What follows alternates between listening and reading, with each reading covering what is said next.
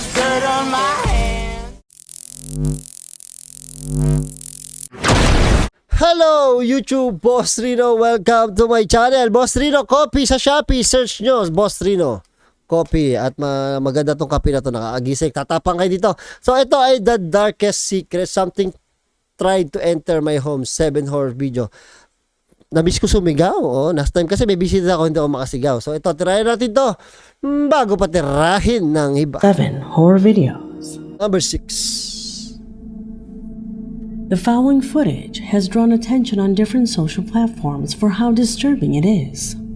In the image, we see a property that during the night was being recorded by the owner of the house. Footage that he intended to show his friends, revealing how some newly purchased lanterns lit up his property. However, all of this would become less important when he turned the camera to focus on this. Observe. I came out here to show off the Halloween decorations this year, but I'm not really feeling it as much this year. But all those lanterns are supposed to be like flame effects, and there's like tombstones that you can't see them, they keep blowing down because they're made of styrofoam. Either way, the creepiest building on the block is always going to be this church across the street. Oh. Nice. See my neighbors are stuff. I get it. That's good. I like it, Jim. You got me, man. You guys keep doing it. I love it. So ito, awesome. Merong may sungay dito. Anyway, I thought about like adding stuff to it, but what the fuck? Whoa, dalawa Jim. na. Bobby, is that you? Bobby. I get it. I get it, man. You're just gonna stare at each other for like what? You got me. I don't know what the fuck their problem is. I keep doing this shit. Gago, naging dalawa. Isa lang to kanina eh. Ano kaya to? Demonyo? What the fuck, man? Go, nawala. Ayun. Come on, get in the house. No, get in the house. Come on. Go. Just go to your room. It's fine.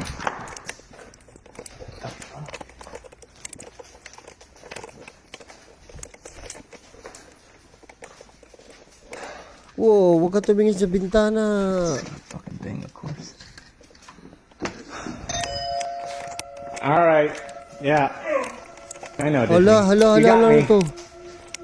Jim, you got me. You got me, man. You got... Wow. Dahan-dahan. Okay, it's good.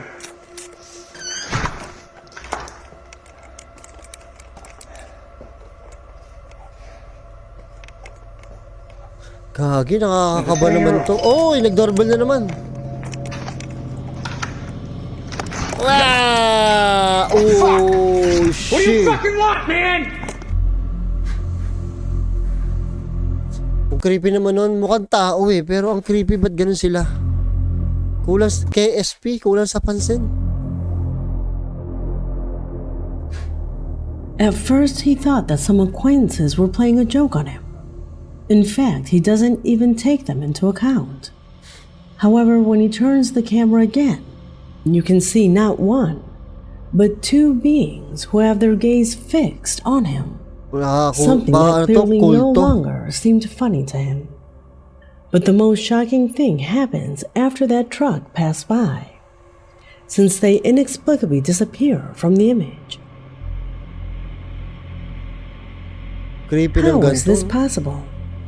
If we look at it well, the camera does not suffer from any cuts in its continuity, so it is hardly an editing trick. In addition, the man's reactions parang umupo eh. Tingnan nyo, parang umupo eh. Kaya lang.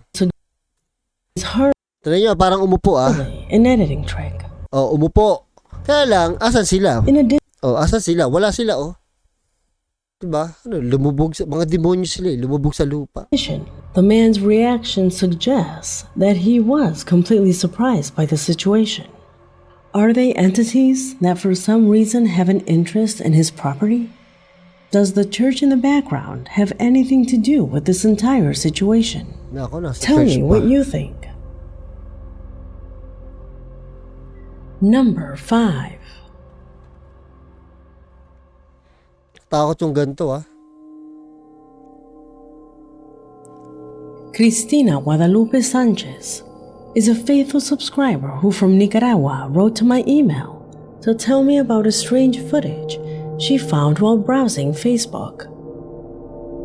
Everything happens at the end of a football game, when the camera of one of the fans captures what for our subscriber is a failure in reality.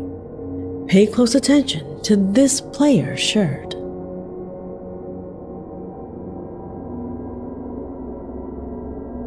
Wow.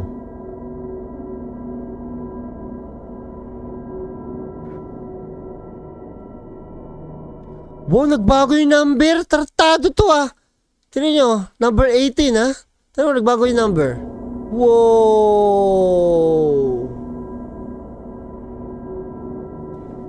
Oh, 1 yan eh. Paano biglang naging 2 oh? Oh, shit.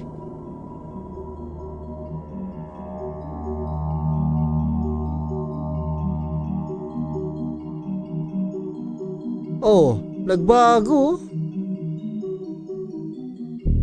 Ay, trending sa TikTok to pag pinost ko to. Yan ang gustong-gusto ng mga tao, yung nagtatalo-talo sila eh. What happened here? How did it go from number 18 to 21? Gagi. Could we be getting confused? Cristina claims that she had watched this footage over and over again, even in slow motion, to see some kind of fraud or manipulation.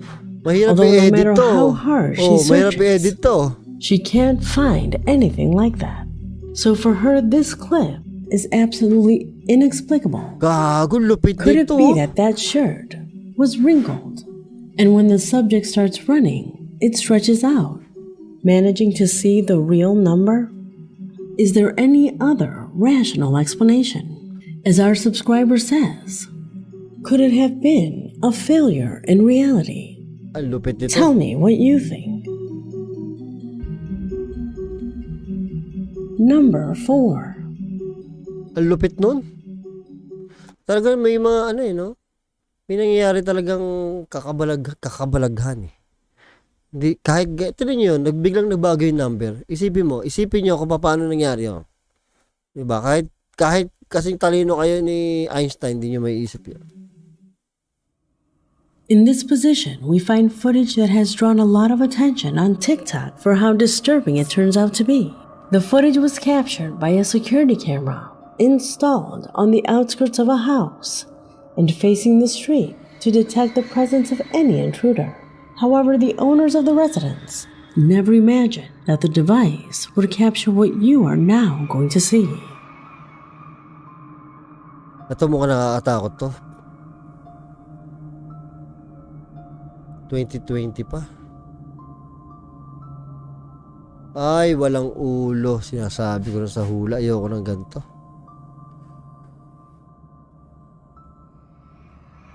Kinikilabutan ako dito. Ay, pag walang ulo, kinikilabutan ako, oh.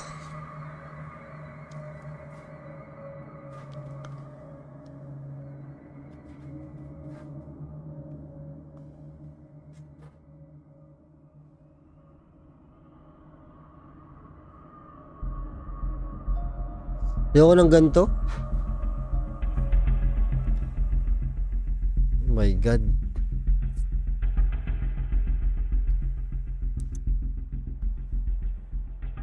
In the background, a man can be seen walking down the street.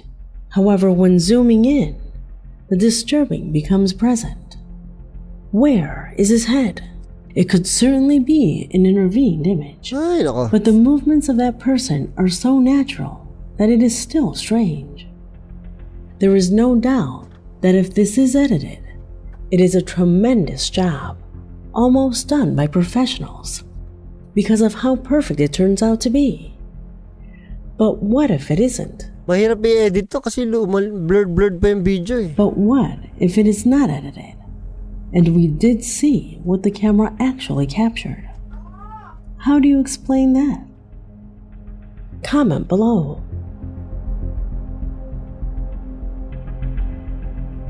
Number Ay, 3.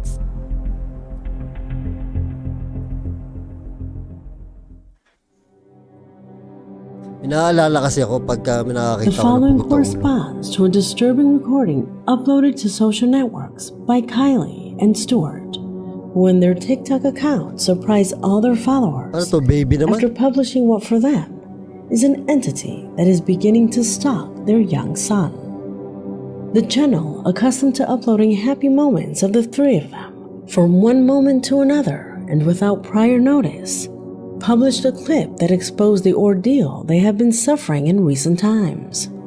A situation that goes beyond everything that can be considered reasonable and logical. Pay attention. Nakita na natin to, ha.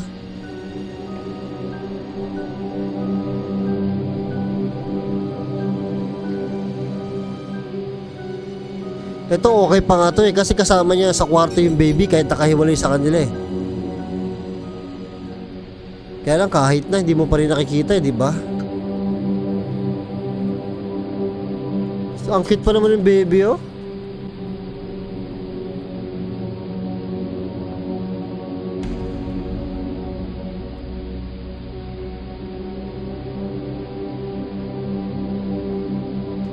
Napansin pa ng tatay eh.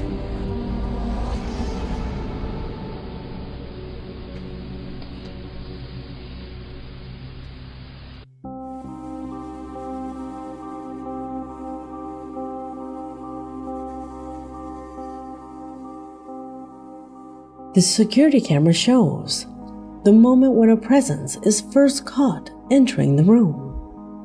Some sort of shadow that scuttles across the floor. Did you see it? But the most impressive of all are those fingers that appear below the child's cradle. A sinister and dark hand that tries to disturb his sleep. Something that for a moment seems to have been noticed by Stuart. Kung hindi nagising yung daddy, baka nakuha to. Do you notice them? Is this all a trick to keep gaining followers? Or is there something else? Something disturbing that no one can explain? Let me know your thoughts.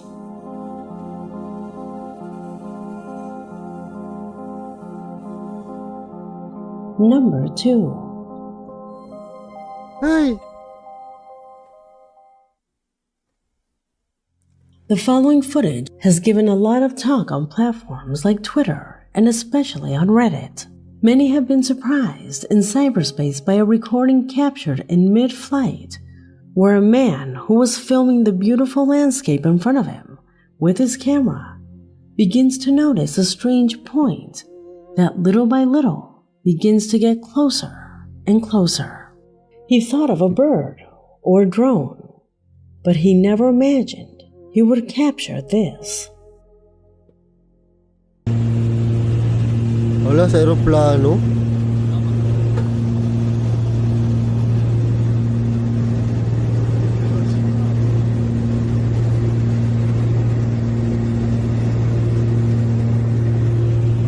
Wow! Ano yun? Ano yun? Mas mataas pa lumipat sa aeroplano?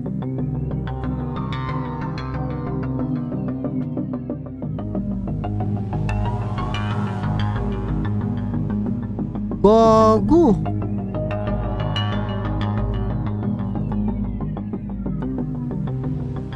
In the Reddit description, it is said that this thing passed extremely close to the pilot.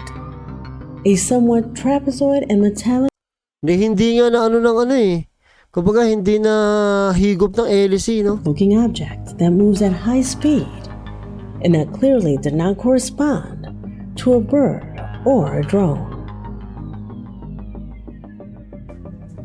Could it be a UFO? Parang pagong na lumilipad.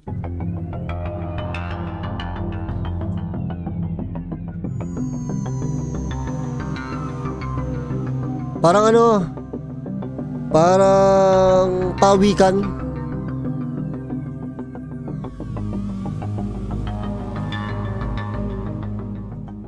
Forget that this is a hot air balloon or terrestrial technology. The aerodynamics prevent those turns from being made. The only option we have left to not believe in this is that it is staged.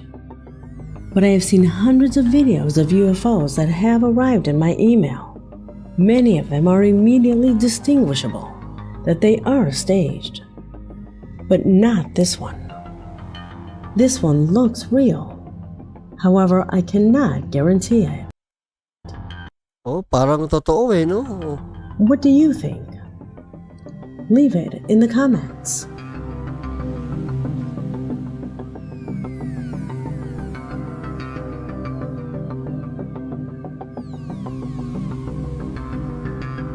Number 1. Number 1.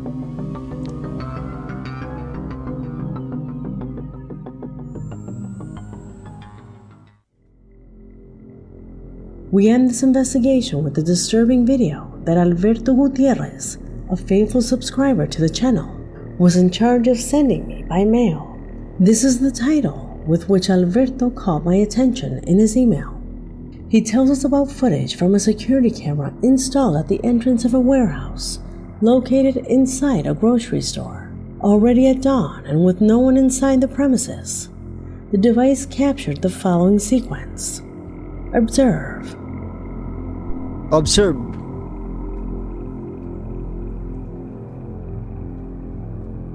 Ang gulo ng tindahan. Wala yung pinto. Gago, ano yun?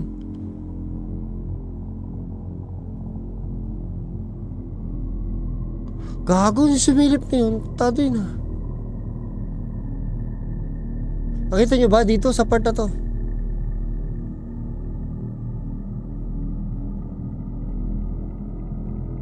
Ay, gago, sumilip ulit.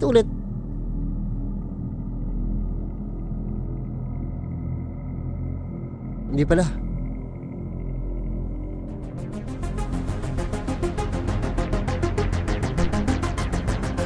Gago, nakita nyo yung sumilip. Tignan nyo ha, nailaw yung mata.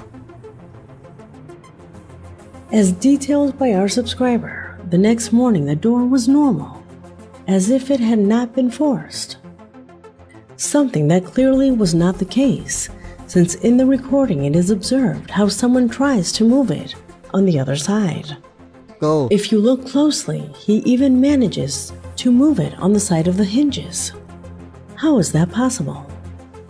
Ay, The kaya... only answer is that it was a thief. It Ay, ilak niyo yung mga pinto niyo ha. seems that it was a thief who gave up on forcing the door when Laki yung mga realizing pinto the nyo. presence of the camera. The problem is that, as I was saying, when the person goes to check the next day, the door did not have any damage to it. Alberto affirms that on that occasion nothing was stolen from the store. No indications of stolen items Hindi tao to? Hindi tao to. or money were found. In addition, and for him, the oddest thing of all has to do with the disturbing appearance of the subject Parang walang ilong eh. behind the door, as if he were not a normal person. Could it really have been a thief who entered the place? Or could it have been Siguro magdanakaw, tinignan kung may CCTV. Eh, may CCTV, hindi siya tumuloy. something else?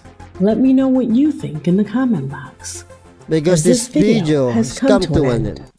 Grabe. Pero mangha ako dito, mga tol. Ay, ito, takot ako dito. Yung walang ulo. Ayoko nang ganyan usapan. No? Masama ang ano dyan. Masama ang timpla ko.